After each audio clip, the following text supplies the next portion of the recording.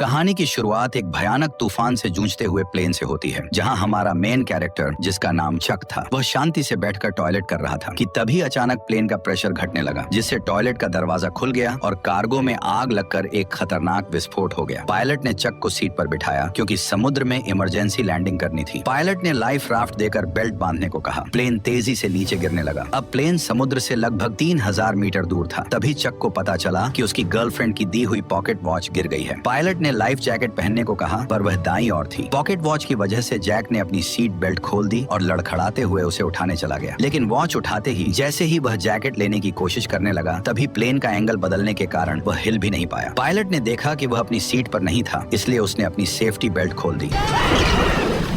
तेज झटकों से पायलट बुरी तरह घायल हो गया। पायलट ने प्लेन को समुद्र की सतह पर धीमी गति से टच कराया, लेकिन गलत लैंडिंग से पानी केबिन में भर गया। सेफ्टी बेल्ट न बंधे होने की वजह से चक की जान बच गई। तभी अचानक प्लेन का ऊपरी हिस्सा फट पड़ा और समुद्र का पानी प्लेन के अंदर भरने लगा। लेकिन किस्मत से चक के हाथ में इन्फ्लेटेबल राफ्ट था, पर जैसे ही उसने उसे खोला, तभी अचानक राफ्ट से जुड़ा हुआ हिस्सा प्लेन में फंस गया। डूबता हुआ एरोप्लेन चक को राफ्ट के साथ नीचे खींचने लगा, पर चक की किस्मत अच्छी थी क्योंकि राफ्ट से जुड़ी हुई रस्सी अचानक टूट गई और इस तरह लाइफ राफ्ट ने उसे खींचते हुए मौत के मुंह से बाहर निकाल लिया। आखिरकार चक सही सलामत समुद्र की सतह तक पहुंच गया। उसने अपनी पूरी ताकत लगाकर राफ्ट पर चढ़ने की कोशिश की और मरते दम तक राफ्ट के किनारे को कसकर पकड़े रहा, लेकिन वह धीरे धीरे उस इंजन की ओर बहने लगा जो अभी भी चल रहा था। पीछे खतरा देखकर उसने तुरंत आंखें बंद कर ली। तभी इंजन में आग लग गई और विस्फोट की लहर ने उसे उछालकर फिर से समुद्र में गिरा दिया। पूरा प्लेन एक जोरदार ब्लास्ट के साथ धीरे धीरे समुद्र में डूब गया, लेकिन खतरा अभी टला नहीं था। चक को न केवल समुद्र की तेज आंधी तूफान का सामना करना पड़ा, बल्कि एक के बाद एक उठती विशाल लहरों को भी झेलना पड़ा। वह बस लाइफ राफ्ट की रस्सी को कसकर पकड़े रहा। इसी तरह पता नहीं कितनी देर बीत गई और अचानक लाइफ राफ्ट की हवा निकल गई। तेज चट्टानों ने उसे फाड़ दिया। इसका मतलब था कि वह आखिरकार किनारे पर पहुंच गया था। वो अपनी आखिरी ताकत जुटाकर लाइफ राफ्ट को घसीटते हुए किनारे तक लाया। अगली सुबह जब धूप उसके चेहरे पर पड़ी, तब उसे महसूस हुआ कि वह जिंदा है और छोटे से आइलैंड पर बहकर आ गया है। लेकिन मौत के मुंह से बच निकलने के बाद भी उसे कोई राहत नहीं मिली, क्योंकि वह नहीं जानता था कि इस अनजान जगह पर उसे कौन कौन सी खतरनाक चीजों का सामना करना पड़ेगा। वह चलते चलते प्लेन से बिखरी हुई चीजें उठाता गया और आइलैंड के अंदर अपने ही जैसे लोगों की खोज शुरू कर दी। लेकिन जब उसने चारों ओर नजर डाली, तो उसका स्वागत केवल कभी खत्म न होने वाले सन्नाटे ने किया। इससे ये साफ था कि वो एक ऐसे आइलैंड पर फंस चुका था जो दुनिया के नक्शे पर भी नहीं था।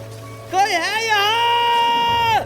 यहाँ फंसकर मर ना जाए, इसलिए उसने खुद को बचाने के लिए तरह तरह के उपाय सोचने शुरू कर दिए। लेकिन इस समय उसके पास समुद्र तट पर हेल्प का निशान लिखने के अलावा कोई कारगर तरीका नहीं था। जल्दी ही रात का अंधेरा छा गया और वह अब भी उम्मीद कर रहा था कि कोई गुजरती हुई नाव उसे देख ले। लेकिन जैसे जैसे रात होती गई, उसकी उम्मीदें भी धीरे धीरे चारों ओर के सन्नाटे की वजह से डर में बदलती गईं। वह जंगल के बेहद खतरनाक जीवों की आवाज सुनकर लगातार डर से कांपता रहा। अगले दिन उसने इकट्ठा की गई चीजों से एक काम चलाओ रेस्टिंग प्लेस बनाया और प्लेन से निकले सामान की जांच शुरू कर दी। अब उसके पास उसकी गर्लफ्रेंड द्वारा दी गई एक पॉकेट वॉच के अलावा और कुछ भी काम का नहीं बचा था। अपनी गर्लफ्रेंड के साथ बिताए पलों को सोचते हुए उसे इस प्लेन में आने का और भी ज्यादा पछतावा हुआ। दरअसल केली के बिजनेस ट्रिप पर जाने से पहले उसने चक को एक पॉकेट वॉच दी थी, ताकि क्रिसमस पर लौटते ही दोनों एक दूसरे से शादी कर लें। लेकिन एक अचानक हुई विमान दुर्घटना ने इस शादी को यहीं पर रोक दिया। जब उसके सभी फैमिली मेंबर यह मान चुके थे कि चक इस हादसे में मारा गया है, तब भी वह जिद के साथ जिंदा रहा। लेकिन इस सुनसान आइलैंड पर खाना पीना बहुत बड़ी मुसीबत बन गया था और चक कब तक टिक पाएगा यह भी किसी को नहीं पता था। उसने अपनी कंपनी के बहुत से पार्सल वापस इकट्ठा किए, लेकिन उसने उन्हें खोलने का फैसला नहीं किया, क्योंकि उसके लिए यह उसके काम की ईमानदारी थी। चाहे वह अनजान टापू पर ही क्यों न फंसा हो, पर वह अब भी ग्राहकों के भरोसे को तोड़ना नहीं चाहता था।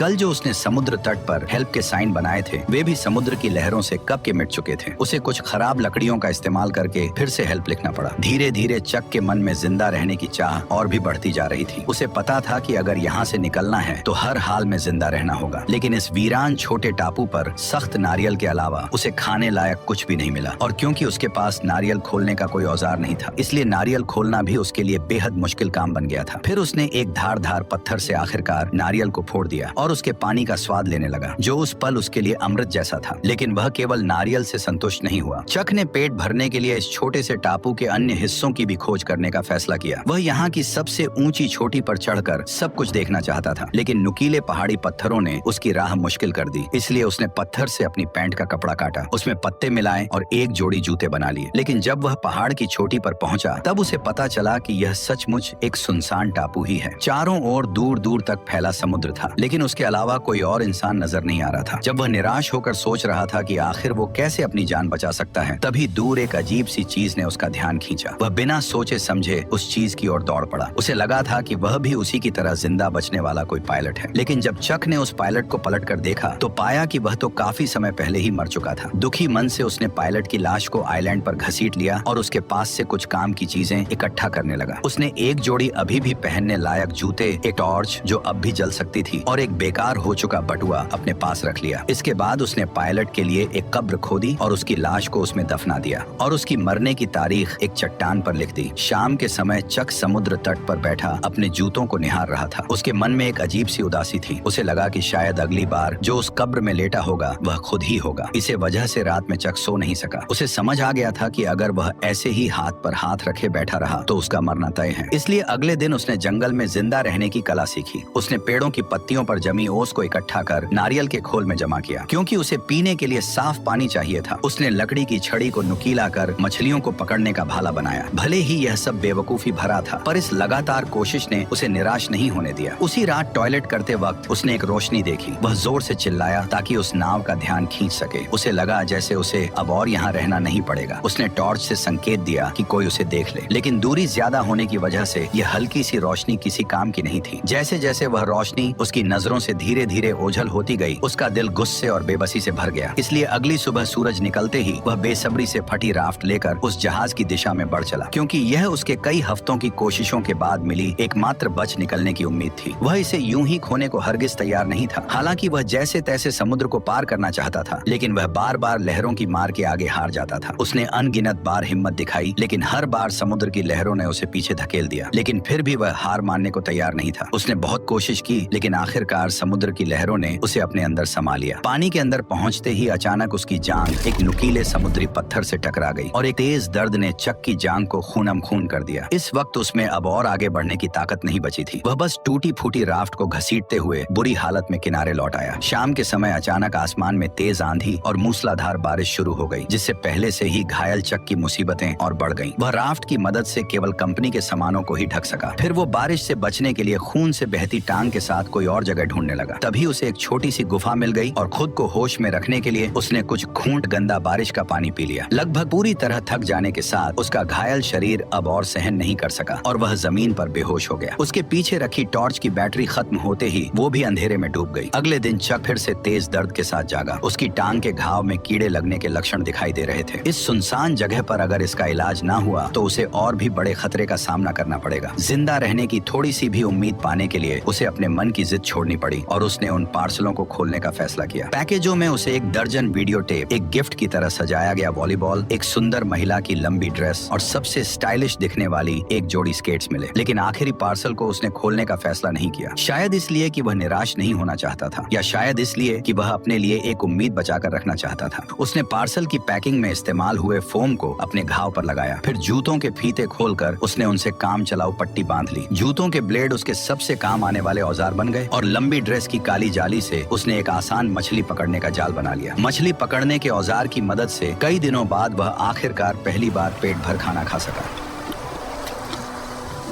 कच्चा खाना निगलना मुश्किल ना हो, इसके लिए चक ने लकड़ी रगड़कर आग जलाने का फैसला किया। लेकिन भले ही उसने सुबह से लेकर शाम तक और फिर शाम से लेकर अगली सुबह तक लगातार कोशिश की, पर फिर भी उसके मन में जो छोटी सी चिंगारी थी वह उसकी उम्मीद के मुताबिक आग नहीं बन सकी। जब उसके दोनों हाथ रगड़ते रगड़ते छिल गए तब उनसे ताजा खून बहने लगा, जिससे चक का गुस्सा फुट पड़ा।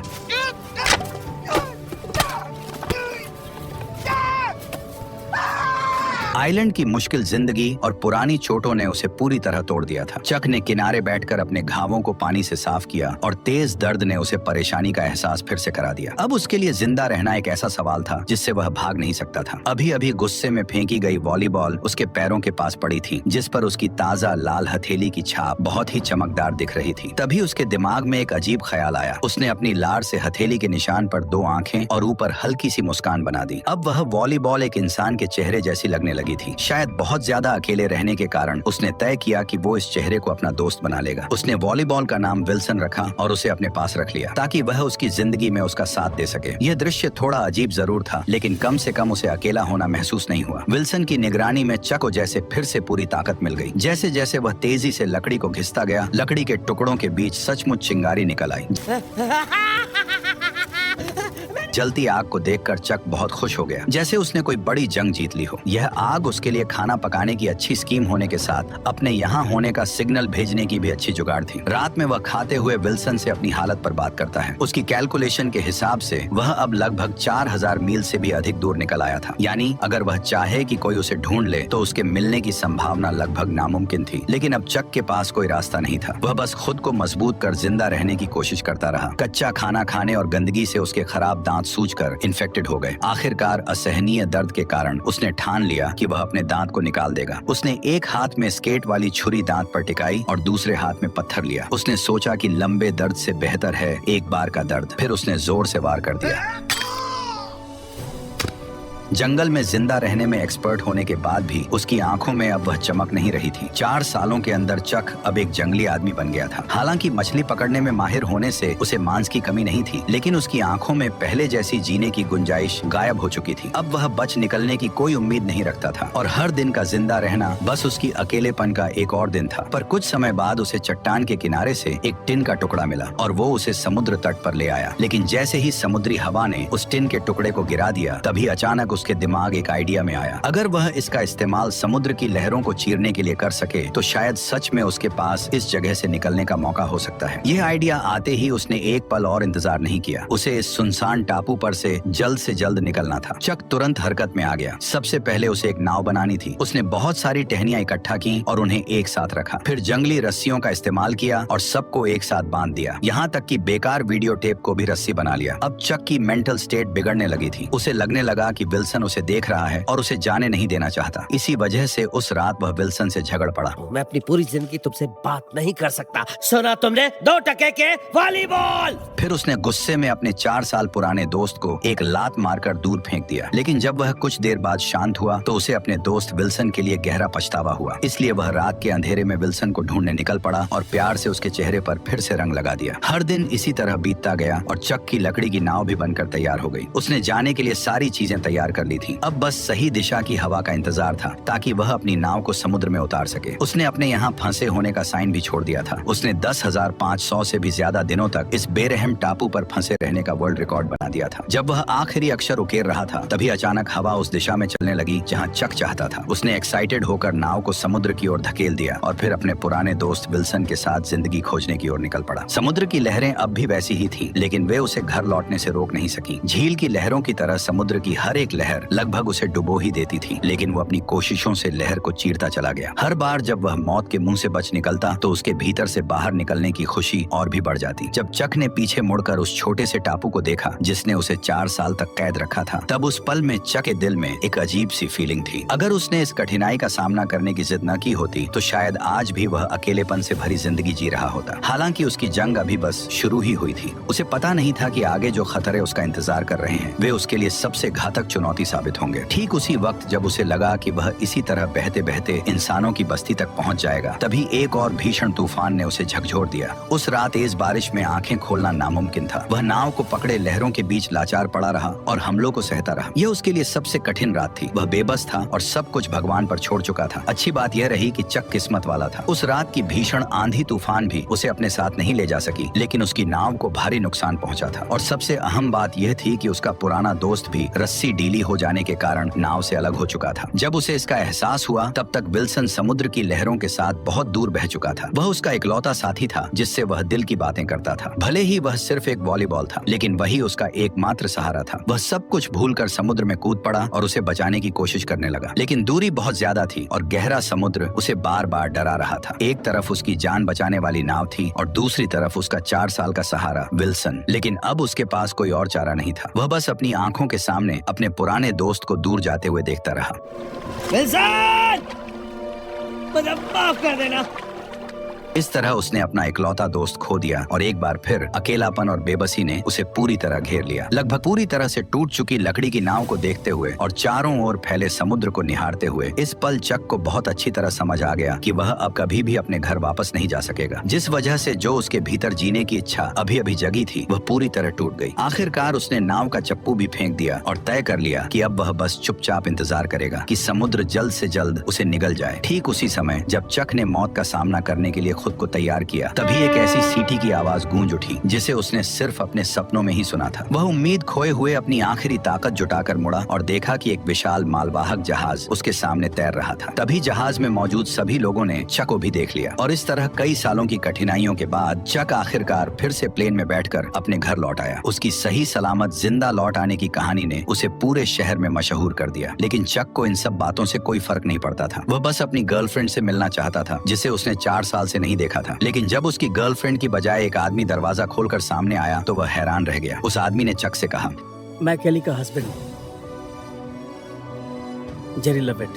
तब उसे पता चला कि जिसे वह याद करता रहा वह अब शादीशुदा थी और एक बच्चे की मां बन चुकी थी। केली का हस्बैंड चक को शांत करते हुए अपनी पत्नी का बचाव कर रहा था। शायद तुम्हें उसे थोड़ा और वक्त देना चाहिए। इतना कहकर वह वहां से चला गया। केली को रोते देख चक को उसकी हालत समझ आ गई। वह समझ गया उसकी कोई गलती नहीं थी। चक भी शायद वही करता। उस रात कंपनी ने स्वागत में समुद्री जानवरों की दावत दी। मेज पर रखी स्वादिष्ट मछलियां और बड़े केकड़े देखकर उस पल चक ने कुछ अजीब महसूस किया। उसके मन में उस आइलैंड की यादें थी, क्योंकि टापू पर उबाऊ लगने वाले केकड़े और मछलियां यहाँ लजीज खाना बन गई थी। अगले दिन चक ने उस पार्सल को मंजिल तक पहुँचाया जिसे उसने टापू पर खोला नहीं था और एक थैंक्स लेटर भी दिया। उसने आभार जताया कि इसी पैकेज ने उसकी जान बचाई है। उस अजीब से पार्सल में क्या था जो इतने लंबे समय तक उसका साथी रहा, ये जानने के लिए उसने उसे कभी नहीं खोला। और इस तरह इस शानदार कहानी का अंत हो गया। तो अब तुम बताओ कि तुम्हें ये वीडियो कैसी लगी। अगर वीडियो पसंद आई हो तो मेरे चैनल पर जाकर और वीडियोस को भी जरूर चेक करो और कमेंट में बताओ कि अगली किस मूवी का एक्सप्लेनेशन देखना चाहते हो।